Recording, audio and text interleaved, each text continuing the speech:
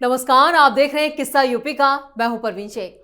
अयोध्या से आज सबसे बड़ी खबर सामने आई। राम मंदिर ट्रस्ट की आज अहम बैठक हुई। बैठक में ट्रस्ट के कोषाध्यक्ष गोविंद देवगिरी, महासचिव कृष्ण मोहन और दिनेंद्र दास सदस्य और विश्व तीर्थ प्रसन्नाचार्य और शंकराचार्य वासुदेवानंद सरस्वती शामिल हुए। बैठक में राम मंदिर ट्रस्ट के नए महासचिव और दूसरे सदस्यों की नियुक्ति को लेकर भी चर्चा की गई। पूरे देश की नजर इस बैठक पर टिकी थी, क्योंकि मीटिंग में राम मंदिर ट्रस्ट के पुनर्गठन से लेकर प्रशासनिक व्यवस्था में बदलाव तक कई बड़े मुद्दों पर फैसला होना था, जिनका असर राम मंदिर के भविष्य के संचालन पर दिखाई देगा। और इस बीच श्री राम जन्मभूमि तीर्थ ट्रस्ट सीओ के लिए भी 5500 से ज्यादा आवेदन मिले, जिसका ऐलान 15 अगस्त के आसपास हो सकता है। लेकिन इस बीच राम मंदिर से जुड़े कर्मचारियों पर भी बड़ी कार्रवाई हुई। कई कर्मचारियों को बाहर का रास्ता दिखा दिया गया। वहीं अयोध्या पुलिस ने आज फिर छापेमारी की है। इस मुद्दे पर चर्चा के लिए स्टूडियो मौजूद हैं कैपिटल टीवी के executive editor Rajeev Kumar. Sir, आपका बहुत बहुत स्वागत है। धन्यवाद। आज अयोध्या से सबसे बड़ी बैठक मंदिर ट्रस्ट की बैठक को लेकर थी, लेकिन इस बीच अयोध्या पुलिस ने फिर छापेमारी की। देखिए, मंदिर ट्रस्ट की बैठक ये कंटिन्यूअस प्रोसेस है और अभी ट्रस्ट की बैठकों के ऊपर लोगों की नज़र इसलिए है क्योंकि मैनेजमेंट में पूरा सुधार करना है और मैनेजमेंट में सुधार की प्रक्रिया चल रही है। अभी 3 लोग बाहर कर दिए गए हैं, तो उनके बदले 3 और ट्रस्टी नियुक्त किए जाने हैं। फिर जनरल सेक्रेटरी चंपत राय इस्तीफा दे चुके हैं, तो एक महासचिव की भी नियुक्ति होनी है। उसके अलावा एक सीईओ की बात हो रही है, तो उसके लिए जो 5500 आवेदन आए हैं उसमें से चुनना है कि कौन बेहतर मैनेजमेंट कर सकता है मंदिर का, मंदिर में जो दान आते हैं उसका, मंदिर के प्रोग्राम का, आगे बेहतर तरीके से ये जो मंदिर के पैसों का उपयोग कैसे हो सकता है, इसके लिए भी मैनेजमेंट चाहिए। तो इन सारी बातों के लिए मंदिर ट्रस्ट की बैठक हो रही है, लेकिन ट्रस्ट की बैठक आगे भी कंटिन्यूअस चलती रहेगी। इसमें चर्चा एसआईटी की फाइनल रिपोर्ट की भी हुई है, लेकिन उन बातों से ज्यादा इंपॉर्टेंट है कि अभी चढ़ावा चोरी के मामले में क्या क्या चल रहा है जी।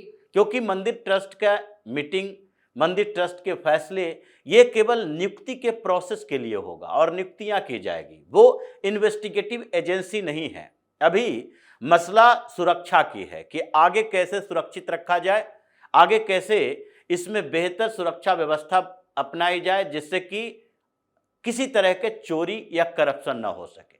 तो इसीलिए मंदिर ट्रस्ट की भूमिका बड़ा सीमित है, लेकिन आगे भूमिका अभी पुलिस, एसआईटी, जो एसआईटी का पुनर्गठन हुआ है, कि अभी तक जो हुआ है, जो पाप हुए हैं, उस पाप के लिए भागीदार कौन कौन है और आगे वो पाप फिर से ना हो उसके लिए कैसे हम व्यवस्था कर सकते हैं। तो इसी बात की चर्चा अभी चल रही है और इसी बात को लेकर इन्वेस्टिगेशन भी आगे बढ़ रहा है, क्योंकि ये ऐसा मामला है कि करोड़ों लोगों के संवेदना से जुड़ा हुआ है और करोड़ों लोग जो इस विश्वास के साथ दान पात्र में कुछ भी अर्पित करते थे, उन लोगों के विश्वास से जुड़ा हुआ है कि आगे क्या ये विश्वसनीय होगा कि हम जो पैसा दे रहे हैं भगवान के नाम पर, वो भगवान के लिए और समाज के लिए उसी में खर्च हो, किसी व्यक्ति के चोरी का शिकार न हो जाए। तो उस विश्वास को भी फिर से बहाल करना है जो थोड़ा डगमगा गया था। हिंदुओं का विश्वास जो थोड़ा डगमगा गया है उसको फिर से बहाल करना है। इसके लिए योगी आदित्यनाथ ये दृढ़ संकल्प होकर काम कर रहे हैं कि नहीं, अभी जो चोरी हुई है रकम उसको वापस किया जाए और उसके साथ चोरों को एक एक करके पकड़ा जाए, उसके इर्द गिर्द के लोगों को पकड़ा जाए। तो अभी सबसे पहले यही हुआ कि 36 कर्मचारी राम मंदिर में जो काम करते थे और किसी न किसी समय में उन्होंने काउंटिंग में हिस्सेदारी रखी थी, यानी पैसे की गणना किए थे, उन सारे 36 कर्मचारियों को अभी तक जिसको सस्पेंड किया गया था उसे पूरी तरह से सेवा मुक्त कर दिया गया कि अब आपकी जरूरत नहीं है। ये एक बड़ा स्टेप रहा है जिसके कारण कम से कम वहां पर काम करने वाले दूसरे लोगों को तो लगेगा कि अभी छोटी सी भी चोरी मेरी पकड़ी गई तो यहां से बर्खास्त कर दिए जाएंगे। नौकरी जाना एक बड़ा पनिशमेंट होता है।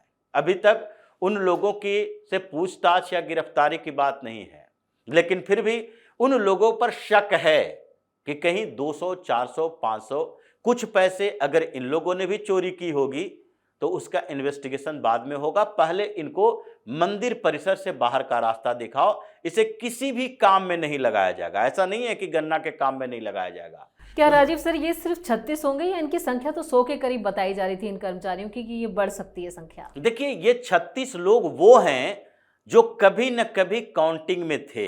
ये 100 से ज्यादा कर्मचारियों की बात नहीं की जा रही है। 100 से ज्यादा कर्मचारियों की बात इसलिए की जा रही है कि अगर बैकअप देने वाले वो स्टाफ, जैसे सफाई कर्मचारी है, बाथरूम टॉयलेट क्लीनर है, वो क्लीन करने वाले लोग हैं, तो बाथरूम में अगर पैसे ले जाया गया, टॉयलेट में पैसे ले जाया गया और वहां से उन सफाई कर्मचारियों ने पैसे को मंदिर परिसर से बाहर ले जाने में सहयोग किया है, तो वो भी चोर है, उसको भी कमीशन मिल रहा था।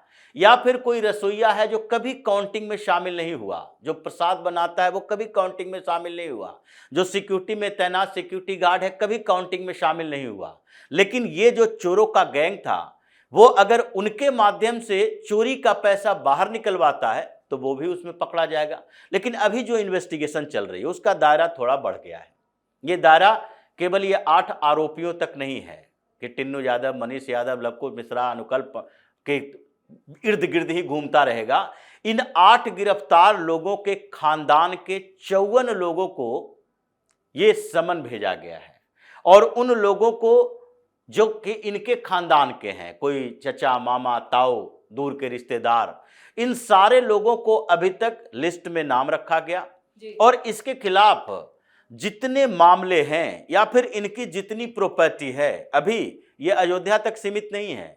अभी लखनऊ में छापेमारी की अयोध्या की पुलिस ने और लखनऊ में रिकॉर्ड देखा गया, रेवेन्यू डिपार्टमेंट का रिकॉर्ड देखा गया, कुछ प्रॉपर्टी डीलर से बातचीत की गई, कुछ से पूछताछ की गई है कि क्या ये 54 लोग जो हैं, जो इन लोगों के रिश्तेदार हैं, जिसके ऊपर शक है कि इन लोगों के माध्यम से इसने अपने चोरी के पैसे का इस्तेमाल किया, यानी इन्वेस्टमेंट किया है, चाहे प्रॉपर्टी में किया हो या फिर दूसरे किसी जगह पर किया हो या फिर उधार दिया हो या फिर ब्लैक मनी में कहीं ना कहीं इन्वेस्ट करने के लिए इसने इन लोगों का उपयोग किया हो, इंटरेस्ट पर पैसे किसी को दिया हो, जो भी तरीके हैं उसमें 54 लोग हैं इसमें शामिल, जिसमें महिला पुरुष सारे लोग हैं। उन सब लोगों के नाम, एड्रेस के साथ, उसकी पूरी पहचान के साथ पूरे उत्तर प्रदेश के हर जनपद में सर्कुलेट किया गया है कि इनके नाम से किसी भी जनपद में कोई प्रॉपर्टी है क्या। लखनऊ में इसलिए किया जा रहा है क्योंकि ज्यादातर लोग स्टेट में अगर कहीं भी रहता है तो उसको इन्वेस्ट करना होता है, तो सबसे पहले स्टेट के कैपिटल में कोई प्रॉपर्टी देखता है। तो इसीलिए जब अयोध्या की पुलिस को ये लगा कि अगर इन लोगों ने अयोध्या में जो प्रॉपर्टी खरीदी उसके अलावा और कहां जा सकते हैं, तो ये तो सोचा नहीं जा सकता कि अयोध्या से आकर कोई मेरठ में प्रॉपर्टी खरीदेगा, अयोध्या से आकर मुजफ्फरनगर में खरीदेगा, लेकिन दिल्ली एनसीआर में तो खरीद सकता है, ये नोएडा या गाजियाबाद में तो खरीद सकता है। और इसीलिए आगे दायरा बढ़ता गया कि लखनऊ में जाकर देखा जाए, क्योंकि अयोध्या के बाद सबसे नजदीकी सेंटर लखनऊ बनता है जहां पर प्रॉपर्टी में इन्वेस्ट किया जा सकता है। तो इसलिए इन 54 लोगों के सारे जो रिकॉर्ड हैं वो हर जगह सर्कुलेट किए गए हैं और अभी रिकवरी के मोड में है, क्योंकि 8 लोग जो गिरफ्तार किए गए हैं उन लोगों पर तो अब आरोप लगभग सिद्ध हो चुका है कि नहीं, इन लोगों की भूमिका है। अब इसके अलावा किन किन लोगों की भूमिका है ये धीरे धीरे पता चलेगा, क्योंकि अब तक इन लोगों का मुंह खोलना होता तो इतने रिमांड के बाद ये खुद ही बता देते कि चंपत राय है, अनिल मिश्रा है या फिर गोविंद देवगिरी है या फिर मंदिर ट्रस्ट का कोई बड़ा महंत है या कोई दूसरे लोग हैं। इन लोगों के बारे में अगर अभी तक पुलिस को नहीं जानकारी मिली है तो इसका मतलब है कि ये गैंग लीडर टिन्नू यादव ही था और उसी ने ये पूरे स्क्रिप्ट लिखी है और उसी ने सबको एक दूसरे से जोड़ा है। जैसा कि मनीष यादव ने भी बोला था कि नहीं, टिन्नू यादव हमको यहाँ अपॉइंट ही इसलिए करवाया था क्योंकि हम इसके चोरी में सहभागी बन सके और इसीलिए ये दायरा इधर ही बढ़ा। और दूसरी तरफ हाई कोर्ट में जिस तरीके से सुनवाई चल रही है, ये केवल चढ़ावा चोरी की बात नहीं है, करप्शन के मामले में इलाहाबाद हाई कोर्ट में सुनवाई चल रही थी और मामला ये बात चढ़ावा चोरी का भी आ गया। जस्टिस श्रीधरन के साथ एक और जज थे और इन्होंने तो यहां तक कह दिया कि जब राम मंदिर में चोरी हो सकती है और इन लोगों को शर्म तक नहीं आई कि ईमानदारी कितने निचले स्तर पर चल गई है। अब तो सरकार को यह सोचना पड़ेगा कि करप्शन के लिए, जो हर जगह के करप्शन की बात वो बता रहे थे, एडमिनिस्ट्रेशन की बात हो रही थी, या फिर ये बताया जा रहा था कि किसी भी म्युनिसिपल कॉरपोरेशन में कैसे करप्शन होते हैं, प्रशासन में कैसे होते हैं। उसके अलावा सबसे ज्यादा राम मंदिर की बात उन्होंने की कि चढ़ावा चोरी की खबर आई, पता चला है, और इस मामले में जिस तरीके से ईमानदारी का सबसे निम्न स्तर देखने को मिला, अब तो सरकार को चाहिए कि करप्शन के लिए, इस तरह के चोरी के लिए मृत्यु दंड की सजा का प्रावधान के बारे में सोचे।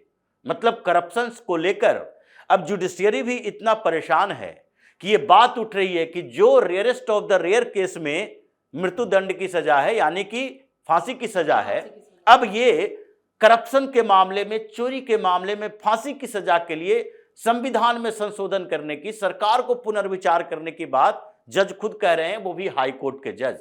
तो इसका मतलब है इसमें कोई भी बच नहीं पाएगा, और इसमें कुछ और लोग अगर फंसते हैं तो उनको भी जेल के अंदर ही भेजा जाएगा। राजीव सर, इस तमाम जानकारी के लिए और सटीक विश्लेषण के लिए आपका धन्यवाद। धन्यवाद। तो राम मंदिर ट्रस्ट की अहम बैठक में जहां ट्रस्ट के पुनर्गठन और प्रशासनिक व्यवस्था में बदलाव को लेकर मंथन हुआ, तो वहीं नए सीईओ की नियुक्ति को लेकर भी अब निर्णायक दौर जो बातचीत है वो पहुंच चुकी है, और सबकी नजर इस बात पर है कि श्री राम जन्मभूमि तीर्थ ट्रस्ट की कमान किसे सौंपी जाए।